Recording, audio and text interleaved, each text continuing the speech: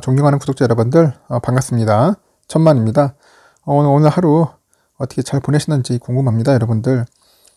삼성전자 주가 오를 듯 말 듯 하면서도 결국은 또 오늘 빠졌습니다. 빠져가지고 이제 82,000원 선도 깨져가지고 81,700원으로 이제 마감을 했어요.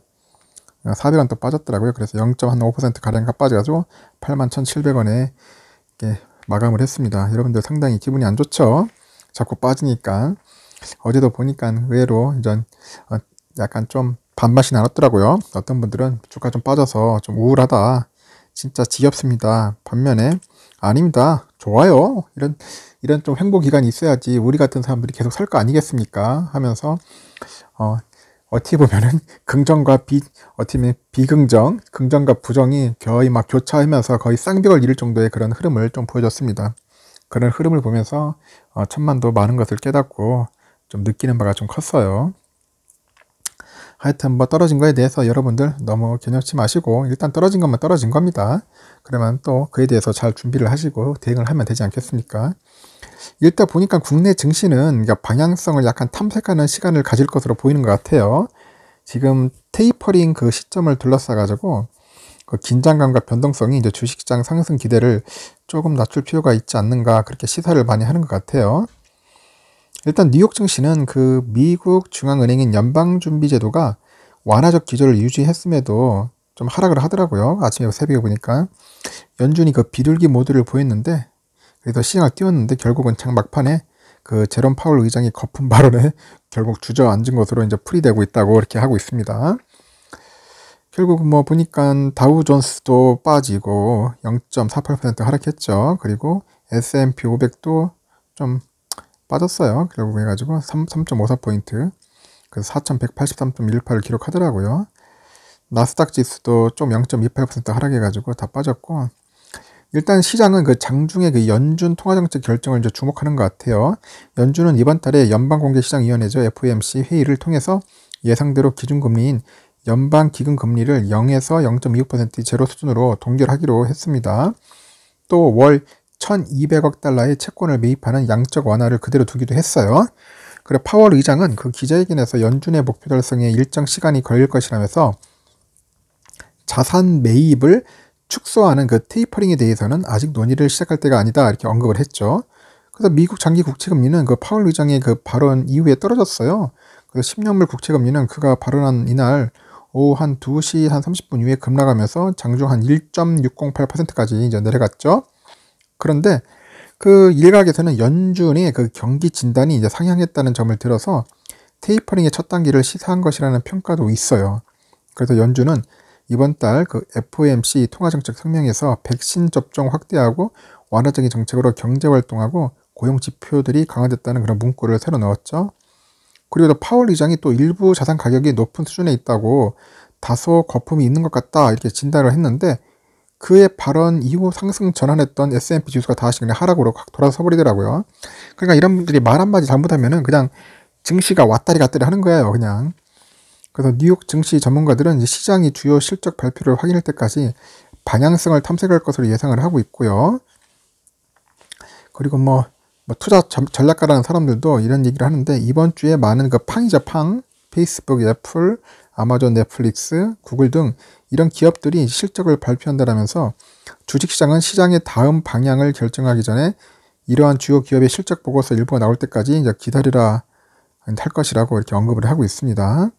그럼 증권사에서는 어떤 말을 하느냐? 이제 유한타증권에서는 그 코스피가 한 지난 20일 3,200대 돌파 시도에 나선 후에 그 단기간의 조정을 거치고요, 다시 상승했지만은 3,220 수준에서 상승이 제한됐어요, 지금.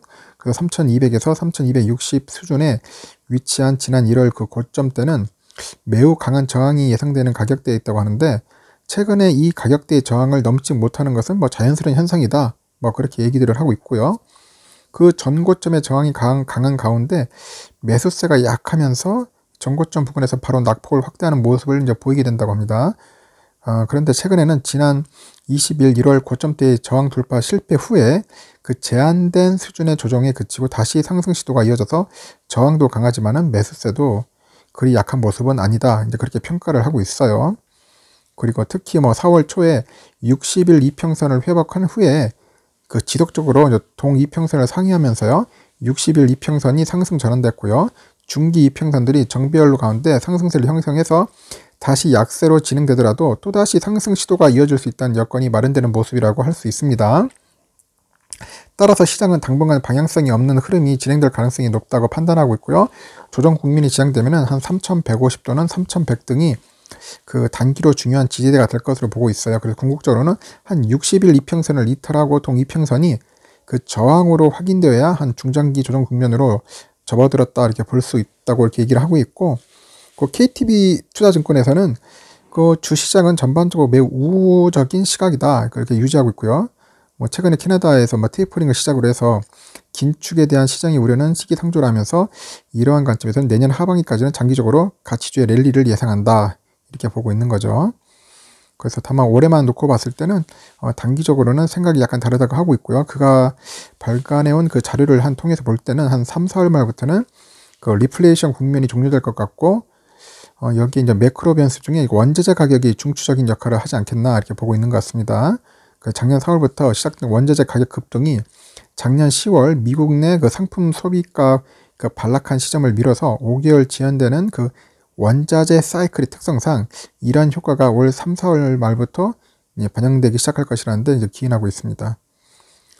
뭐 다양한 의견들은 이제 분분하는데 일단은 이런 국내나 국제나 이런 그 증시 시장이 지금 상당히 어떻게 보면 상당히 불안한 것 같아요. 계속 왔다 갔다 하면서 뭐 말 한마디에 그냥 막 줄줄 흘러내리고 하는 거 보니까 참 불안합니다. 그러다 보니까 삼성전자 같이 마찬가지로 지금 삼성전자는 나름대로 좋은데 주가가 상당히 불안해. 그래서 자꾸 뺐다 넣었다 하는데 일단은 외국인들이 자꾸 지금 어떻게 보면은 그 흐름 자체를 계속 어떻게 보면은 뭐 조종한다고 할지 모르겠지만 약간 장난질하는 그런 느낌도 계속 들어요. 아직 기간보다는 외인들이 지금 자꾸 삼성전자를 넣었다 뺐다 하면서 자꾸 개미들을 약간 좀 정신 사납게 만드는 것 같습니다. 그런 모습들이 계속 보이는 것 같고요. 일단은 개인들이 뭐 그 사이에 떨어지면은 또 우리 개인들은 사는 수밖에 없어요. 열심히 사는 겁니다. 그러다 보니까 한 416만 주 샀어요. 외국인들이 한 414만 주 정도 매도를 했죠. 기간은 한 29만 주인데 기간은 그렇게 큰 역할을 못했습니다. 오늘 보니까 연기금도 한 70만 주 정도 약간 좀 예전에 비해서는 좀 줄었어요. 매도세가. 그래도 계속 매도세는 나오고 있고, 일단은 외국인들이 이제 판을 흔드는 것 같습니다. 삼성을 계속 흔들면서 주가를 좀 떨어뜨리면서 개인들을 좀 이렇게 떨거리려고 하는데 우리 개인들은 그에 또 못지않게 열심히 또 사고 있는 거죠. 사면서 또 하고 있는 것 같습니다. 일단은 한번 그 흐름을 한번 장기적으로 지켜볼 때는 박스권 흐름이 상당히 지겹고 오래 갈 것 같습니다. 또 삼성전자 우선주도 마찬가지예요. 오늘 뭐 잘 흐를 듯 하더라도 역시 힘이 안 좋아. 힘이 아침에 우리가 좀 빠지더니 약간 좀 오를 듯 하면서도 또 빠지는 것 같더라고요. 그래서 아이고 또 오늘도 보니까 한 73,600원 700원 거의 보합권에서 움직이지 않겠는가 그렇게 생각을 했는데, 역시나 뭐 예상대로 뭐 플러스 마이너스 100원 역시 100원주 모습 보였어요. 빠졌어요. 그래서 73,500원에서 이제 흐름을 맞췄더라고요. 이 흐름 자체가 지겹다 보니까 이제 투자자들은 과연 어느 시점에서 매수를 해야 할지 말아야 할지 상당히 고민을 많이 하는 것 같아요. 그래서 지금 매도를 하고 좀 쉴까요 하는 분들도 꽤 있고, 아니면 그냥 매수를 하지 말고 단지 그냥 관망을 할래요 하시는 분들도 꽤 많습니다. 그 다음에 개인 일단 오늘 우선주는 한 36만 9천 주 매수를 했고, 외국인이 30만 주, 기관은 9만 8천 주인데, 일단은 지금 봤을 때는 본주나 우선주나 마찬가지로 외국인들이 계속 지금 흔들고 있다는 거죠. 계속 흔들어가지고 주가를 좀 약간 좀 하방으로 놓고 계속 빼는 것 같습니다. 무슨 공매도 하는 것도 아닌데 일단은 주가를 좀 더 다운시켜서 나중에 자기들이 유리한 위치에 있을 때 그때 이제 저가의 매수로 들어오지 않겠는가 하는 생각이 듭니다. 그때 들어오면 이제 자기들이 이제 어느 정도 또 차익 실현하려고 열심히 또 덤벼들겠죠.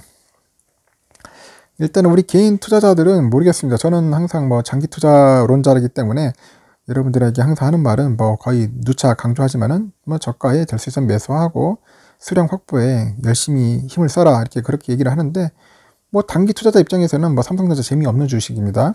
그래서 별로 삼성전자에 오고 싶지 않겠죠. 그리고 단기 투자하실 분들은 삼성전자 사시면 안 돼요.